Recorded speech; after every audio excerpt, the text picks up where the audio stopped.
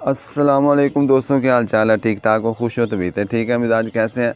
आज की वीडियो में हम बात करेंगे कि दरख्तों की, पौधों की, फलदार दरख्त हों, फूलदार पौधे हों या आपकी सब्ज़ियां वगैरह हैं, इनकी गोडी करने के फ़ायदे क्या हैं, गोडी करने का तरीक़ाकार क्या है, इसके ऊपर तफसील से बात करेंगे। तो आइए देखते हैं कि इसके लिए मिट्टी कैसे होनी चाहिए। तो अगर आपने हमारे चैनल को अभी तक सब्सक्राइब नहीं किया है, बराए मेहरबानी चैनल को ज़रूर सब्सक्राइब करें, वीडियो को लाइक शेयर ज़रूर किया करें। आइए देखते हैं कैसे की जाती है गोडी और इसके फ़ायदे क्या हैं। तो मेरे दोस्तों, सबसे पहले अगर आप घर के अंदर गोडी करते हैं तो फिर आपके पास 3-4 औज़ार ज़रूर होने चाहिए। उनमें एक रंबा या खुरपा जिसे आप कहते हैं, ये देख लीजिए, इसे रंबा हम बोलते हैं पंजाबी से, रंबा, खुरपा, जो भी आप बोलते हैं इसको। तो और इसके अलावा एक छुरी वगैरह भी सख्त होनी चाहिए, ज़रा मोटी ताज़ी होनी चाहिए। या इसके अलावा ये दातरी वगैरह है तो ये भी आप घर के अंदर ज़रूर होनी चाहिए। अगर ज़्यादा जगह है तो फिर आप इसके लिए कसी इस्तेमाल कर सकते हैं, जिसे पंजाबी से कई कहते हैं। या जो ज़्यादा जगह बाहर खेतों में कहते हैं, उनके लिए तो फिर आपको पता है रोट वेटर होता है और भी फाले वगैरह बहुत सारी चीज़ें होती हैं। अगर आप घर में करते हैं तो ये चीज़ें, ये औज़ार आपके पास ज़रूर होने चाहिए। उसके बाद आ जाते हैं कि मिट्टी कैसी होनी चाहिए। मिट्टी मेरे दोस्तों, ये देख लीजिए, ये भुरभुरी मिट्टी होनी चाहिए। जब आपने गोडी करनी है तो पहले आप इसको जिस जगह से भी करनी है, पौधों की या सब्ज़ी वगैरह करनी है, तो उस जगह पे आपने इसको पानी लगा के इसको वत्तर जिसे कहते हैं पंजाबी, वत्तर कर लें। या भुरभुरी मिट्टी, भुरभुरी का मतलब होता है, ये देखिए, जब आप इसको गोडी करें ना, ये देख लीजिए, ये कट्ठी नहीं होती, गुलबट नहीं होती, इसका कीचड़ नहीं बनता। और दूसरा ये होता है कि इसका ये ख्याल रखें कि मिट्टी सख्त ना हो। ये देखें ना, ये बिल्कुल नरम है। ये देख, गोडी करनी बिल्कुल आसान होती है भुरभुरी मिट्टी की। ये देखिए, कोई मसला नहीं है आपको गोडी करने में। तो सबसे पहले आपने क्या करना है, फिर ये इस चीज़ का भी ख्याल है, मिट्टी भुरभुरी होनी चाहिए, बत्तर के अंदर होनी चाहिए। अब आ जाते हैं इसका फ़ायदे क्या है। इसके बहुत सारे फ़ायदे हैं मेरे दोस्तों। सबसे पहला फ़ायदा ये होता है कि जितनी भी जड़ी बूटियाँ होती हैं ना, वो सारी की सारी ज़ाया हो जाती हैं, तलफ़ हो जाती हैं, उनको आप रिमूव कर देते हैं। जब आप रिमूव करते हैं तो फिर जितनी भी खुराक ये जड़ी बूटियाँ लेती हैं जो बेकार होती हैं, जिसका आपको कोई फ़ायदा नहीं होता, वो सारी की सारी खुराक आपके पौधे को मिलती है।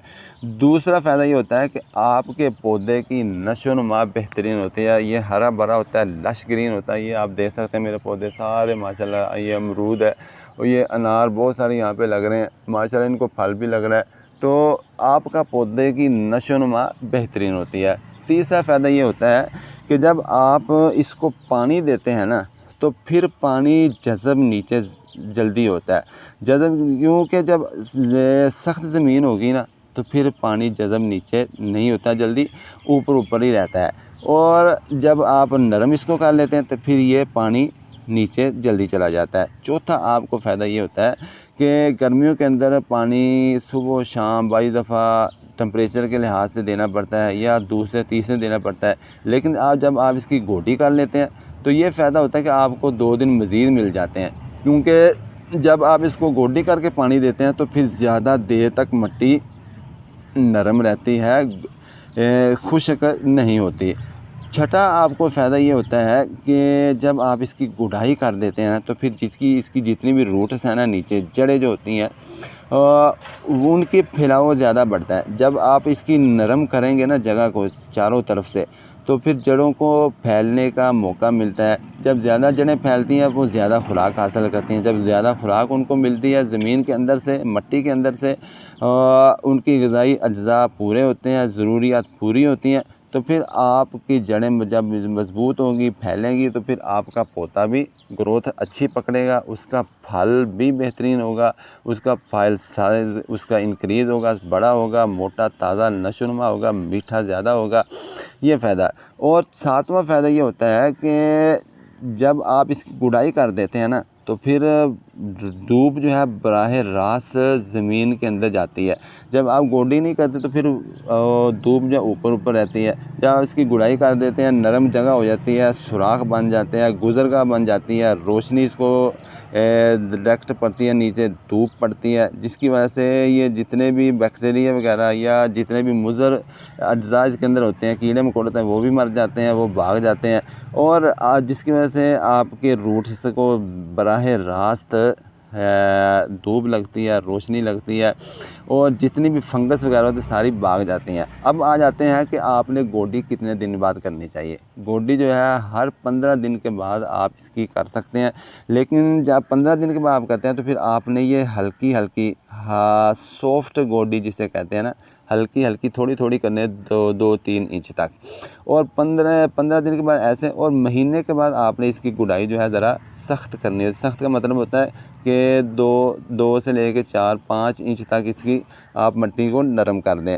और 8वीं चीज़ का आप ये ख्याल रखें कि जब आप गोडी करते हैं तो ये मेन जगह जो होती है ना पौधे की, या आपका सब्ज़ी वाला पौधा है, फलदार है, फूलदार है, ये जो मेन जगह होती है ना, ये जो तना होता है, ये साइज़, ये जगह का आपने ख्याल रखना है। इस जगह से आप गोडी नहीं करेंगे, इसको छोड़ देंगे, क्योंकि यहाँ पे रूट्स होती हैं, इनका मखरज होता है, इनका जो है मेन स्टेप यहाँ से होती है, तो फिर यहाँ डैमेज हो जाती हैं जड़ें।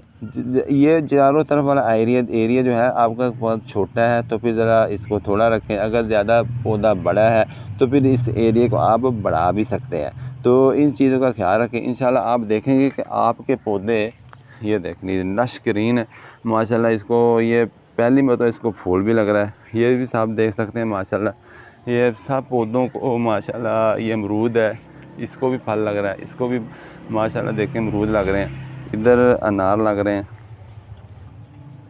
ये देख लीजिए।